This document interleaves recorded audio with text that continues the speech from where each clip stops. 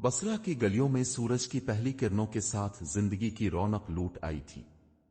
بازار میں دکاندار اپنی دکانیں کھول رہے تھے، گھروں کی کھڑکیاں کھل رہی تھیں اور مسافر اپنے راستے پر چل رہے تھے، مگر انہی ہلچل بھری گلیوں میں ایک کونے میں بیٹھی ایک نابینا فقیرنی کسی اور ہی دنیا میں مگن تھی۔ وہ ہر دن اسی جگہ ایک پرانی دیوار کے سائے میں بیٹھتی، ہاتھ میں ایک لکڑی کی چھڑی اور پاس ایک چھوٹا سا مٹی کا کاسا رکھتی۔ دن بھر لوگ آتے، کچھ سکے اس کے کاسے میں ڈال دیتے، کچھ خیرات میں روٹی دے جاتے، مگر وہ کبھی کسی کے آگے ہاتھ نہ پھیلاتی۔ وہ کسی سے زیادہ بات بھی نہ کرتی، بس خاموشی سے بیٹھی اللہ کا ذکر کرتی رہتی۔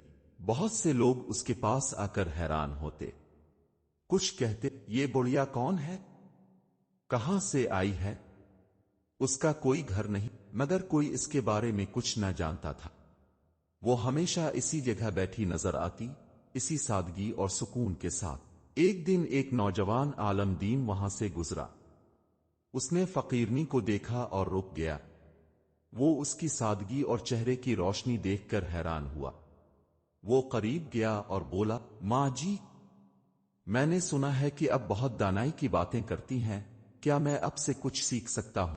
فقیرنی نے مسکرا کر کہا، بیٹا، علم صرف کتابوں میں نہیں، تجربے میں بھی ہوتا ہے۔ جو شخص صبر کرنا سیکھ لے، وہ دنیا کے ہر راز کو سمجھ سکتا ہے۔ یہ الفاظ عالم دین کے دل میں اتر گئے۔ وہ سوچ میں پڑ گیا کہ ایک نابینا فقیرنی کی سوچ اتنی گہری کیسے ہو سکتی ہے۔ اسی لمحے بصرہ میں ایک بڑی خبر پھیل رہی تھی۔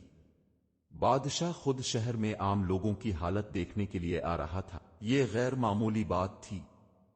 بادشاہ عام طور پر محلات میں رہتے تھے، مگر یہ بادشاہ اپنی رعایا کو خود دیکھنا چاہتا تھا۔ بصرہ میں بادشاہ کے آنے کی خبر تیزی سے پھیل چکی تھی۔ بازاروں میں چہل پہل بڑھ گئی تھی، لوگ اپنی دکانوں کو سجاتے اور گلیوں کی صفائی کرتے نظر آ رہے تھے۔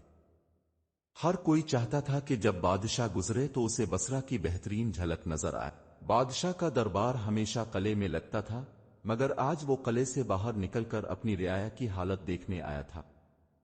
یہ پہلا موقع تھا کہ ایک حکمران خود لوگوں کے درمیان جا رہا تھا، ان کی مشکلات سن رہا تھا اور غریبوں سے بات کر رہا تھا۔ جب بادشاہ کے وزیر نے اس کی خدمت میں حاضر ہو کر کہا، بادشاہ سلامت، اب جس نیک اور صابر شخص سے ملنا چاہتے ہیں، ہمیں اس کا پتہ چل گیا ہے۔ بادشاہ نے حیرانی سے پوچھا، کون ہے وہ؟ وزیر نے کہا، بصرہ کے بازار کے قریب ایک اندھی فقیرنی ہے جو دن بھر ایک جگہ بیٹھی رہتی ہے۔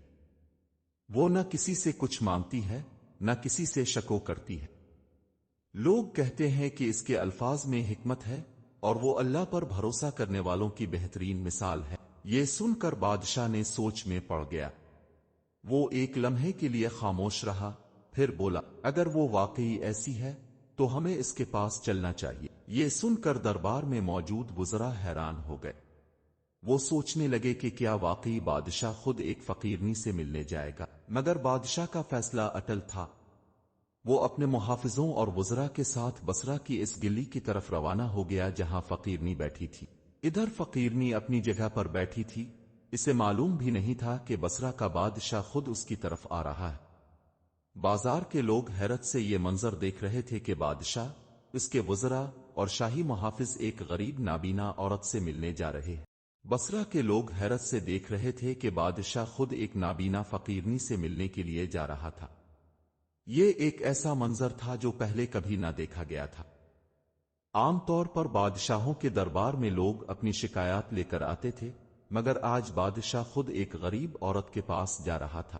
فقیرنی حسب معمول اپنی پرانی جگہ پر بیٹھی ہوئی تھی، ہاتھ میں لکڑی کی ایک چھڑی تھی اور پاس ایک مٹی کا کاسا رکھا تھا۔ اسے اندازہ بھی نہ تھا کہ اس کے پاس کون آ رہا ہے۔ وہ ہمیشہ کی طرح اپنے دل میں اللہ کا ذکر کر رہی تھی، جیسے دنیا کی کسی چیز سے اسے کوئی غرض نہ ہو۔ بادشاہ کے محل کے وزراء اور سپاہی کچھ فاصلے پر رک گئے اور بادشاہ خود آگے بڑھا۔ اس نے نرمی سے فقیرنی کو سلام کیا، مگر وہ خاموش رہی۔ بادشاہ نے دوبارہ کہا، ماں جی، میں آپ سے ملنے آیا ہوں۔ فقیرنی نے اپنی سفید بے نور آنکھیں آسمان کی طرف کیں اور مسکرا کر بولی، بادشاہوں کو فقیروں سے کیا کام؟ تم یہاں کیوں آئے ہو؟ یہ جملہ سنتے ہی بادشاہ حیران رہ گیا۔ اس کی عادت تھی کہ لوگ اس کے دربار میں آ کر جھکتے اور خوشامد کرتے، مگر یہ عورت تو اس سے بالکل بے نیاز لگ رہی تھی۔ بادشاہ نے نرمی سے کہا، میں سننا چاہتا ہوں کہ آپ اپنی زندگی کیسے گزارتی ہیں۔ آپ کے پاس کچھ نہیں، نہ مال، نہ رشتہ دار، پھر بھی آپ اتنی مطمئن کیوں ہیں؟ فقیرنی نے ہلکی مسکراہٹ کے ساتھ کہا، بادشاہ سلامت، اگر کسی کے پاس اللہ ہو تو اسے کسی اور چیز کی ضرورت نہیں رہتی۔ میں دنیاوی چیزوں کی فکر کیوں کروں جب میرا رازق خود میرے حالات سے واقف ہے؟ یہ الفاظ بادشاہ کے دل پر اثر کر گئے۔ وہ کچھ لمحے خاموش رہا، پھر بولا، ماں جی، میں آپ کو انعام دینا چاہتا ہوں، جو بھی آپ مانگیں گی میں دوں گا۔ فقیرنی مسکرا کر بولی، اگر تم مجھے کچھ دینا چاہتے ہو تو مجھے کپڑوں اور کھانے کی ضرورت نہیں۔ اگر تم واقعی نیکی کرنا چاہتے ہو تو بصرہ کے تمام غریبوں کی مدد کرو تاکہ کوئی اور بھوکا نہ رہے۔ یہ سنتے ہی بادشاہ نے فوراً اپنے وزیر کو حکم دیا کہ بصرہ کے تمام غریبوں کے لیے شاہی خزانے سے کھانے، لباس اور پناہ کا بندوبست کیا جائے۔ یہ اعلان سنتے ہی لوگ خوش ہو گئے اور بادشاہ پر دعائیں بھیجنے لگے، مگر فقیرنی کی عاجزی اور انکار نے بادشاہ کے دل میں ایک اور سوال پیدا کر دیا، ماں جی، اگر میں چاہوں کہ آپ میرے دربار میں رہیں، آپ کو عزت و احترام دیا جائے، تو کیا آپ میرے ساتھ محل چلیں گی؟ فقیرنی نے مسکرا کر کہا، بادشاہ سلامت، میں یہاں اس لیے نہیں بیٹھی کہ مجھے کوئی محل میں لے جائے، میں اپنی حالت پر خوش ہوں۔ اگر اللہ نے میرے نصیب میں عزت لکھی ہے تو وہ مجھے اسی جگہ دے گا، مجھے کہیں اور جانے کی ضرورت نہیں۔ یہ جملہ بادشاہ کے دل پر نقش ہو گیا۔ وہ جان گیا کہ حقیقی بادشاہی دنیا کی شان و شوکت میں نہیں بلکہ دل کے سکون اور اللہ پر بھروسہ میں ہے۔ بادشاہ کے چہرے پر گہری سوچ کے آثار تھے۔ یہ فقیرنی، جو دنیا کی ہر چیز سے بے نیاز تھی، ایسی حکمت کی باتیں کیسے کر رہی تھی؟ وہ حیران تھا کہ جس فقیرنی کے پاس نہ مال تھا، نہ اولاد، نہ کوئی سہارا، وہ پھر بھی اتنی مطمئن اور مضبوط کیسے تھی؟ دربار کے وزراء اور درباری بھی بادشاہ کے ساتھ کھڑے یہ سب سن رہے تھے۔ وہ سب توقع کر رہے تھے کہ فقیرنی بادشاہ سے کچھ مانگے گی، شاید سونے چاندی کے سکے، اچھا لباس، کوئی محل میں جگہ، مگر وہ تو سب سے بڑی دولت یعنی قناعت اور توکل پہلے ہی پا چکی تھی۔ بادشاہ نے فقیرنی سے کہا، ماں جی، میں نے دنیا کے بڑے بڑے عالموں اور درویشوں سے ملاقات کی ہے، مگر آپ کی باتوں میں جو سکون ہے وہ کہیں نہیں ملا۔ آپ کا دل کیسے اتنا مطمئن ہے؟ فقیرنی نے مسکرا کر کہا، بادشاہ سلامت، جب میں نے دنیا کی خواہشات کو چھوڑ دیا تو میرے دل کو سکون مل گیا۔ جو چیز تمہارے ہاتھ میں ہے وہ تمہاری نہیں، اور جو چلی گئی وہ کبھی تمہاری تھی ہی نہیں۔ میں نے اس راز کو سمجھ لیا، اس لیے مجھے کچھ پانے اور کھونے کا ڈر نہیں رہا۔ بادشاہ نے گہری سانس لی۔ اس کی نظریں زمین پر جمی ہوئی تھیں۔ وہ سوچ رہا تھا کہ کیا وہ خود بھی اتنا مطمئن اور پرسکون ہے؟ بادشاہ نے اپنی آنکھیں اٹھائیں اور بلند آواز میں کہا، اگر یہ عورت اللہ پر اتنا بھروسہ رکھتی ہے تو میں چاہتا ہوں کہ ہم سب اس سے سیکھیں۔ میں وعدہ کرتا ہوں کہ بصرہ میں کوئی غریب بھوکا نہیں سوئے گا اور ہر ضرورت مند کے لیے شاہی خزانے سے مدد دی جائے گی۔ یہ سن کر لوگ خوش ہو گئے۔ بازار میں کھڑے تاجر، مسافر اور فقیر سب بادشاہ کی تعریف کرنے لگے۔ بادشاہ نے اپنے وزیر کو بلایا اور کہا، آج کے بعد جو بھی غریب اور بے سہارا ہوگا اس کے لیے کھانے اور رہنے کا بندوبست کیا جائے گا۔ جو لوگ بیمار ہوں گے ان کا علاج کیا جائے گا، اور جو علم حاصل کرنا چاہتے ہیں انہیں تعلیم دی جائے گی۔ فقیرنی نے بادشاہ کی بات سن کر سر جھکایا اور کہا، اگر تم نے یہ سب اللہ کی رضا کے لیے کیا ہے تو تمہیں اس کا بہترین صلہ ملے گا، مگر اگر تم نے یہ اپنی عزت بڑھانے کے لیے کیا ہے تو جان لو کہ انسانوں کی تعریف وقتی ہوتی ہے مگر اللہ کا انعام ہمیشہ کا ہوتا ہے۔ یہ جملہ بادشاہ کے دل میں گھر کر گیا۔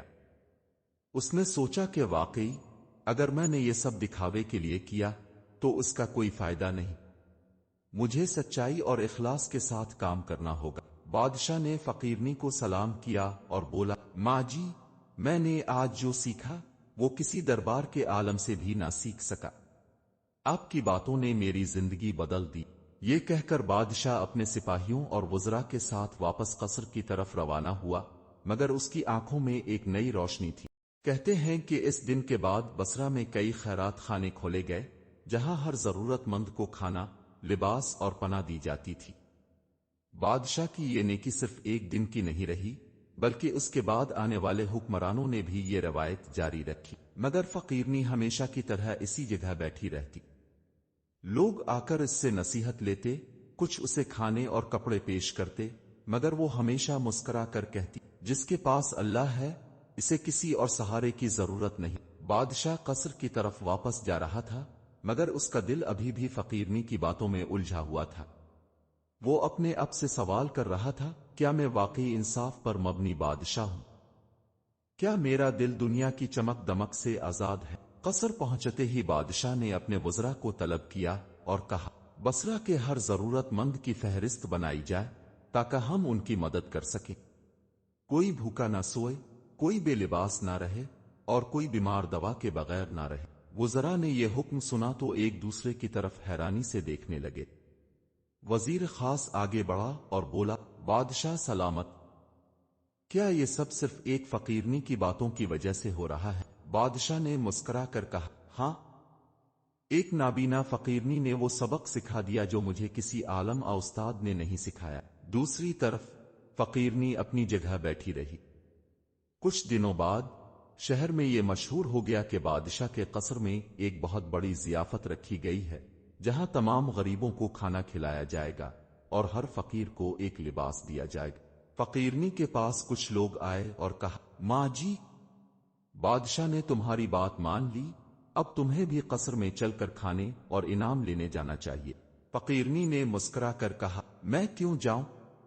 مجھے جو رزق ملنا ہے وہ میرا رب یہاں بھیج دے گا۔ یہ کہہ کر وہ حسن معمول اپنی جگہ بیٹھی رہی، جیسے دنیا کے انعامات اس کے لیے بے معنی تھے۔ یہ خبر بادشاہ تک پہنچی۔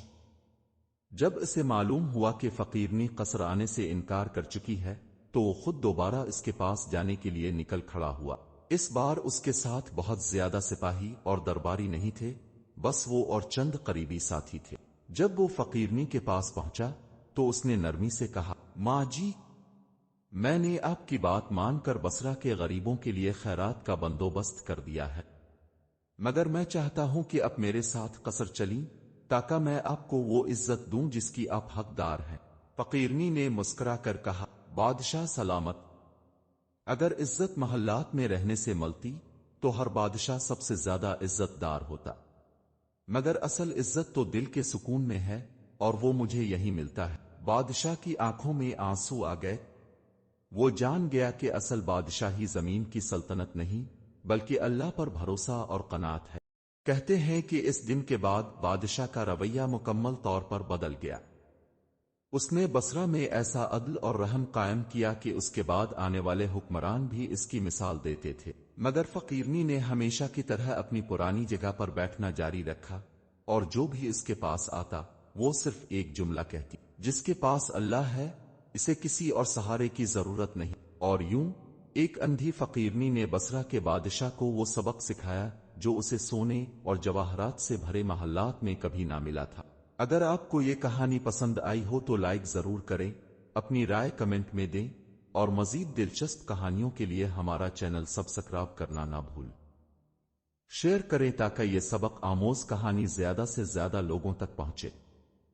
شکریہ۔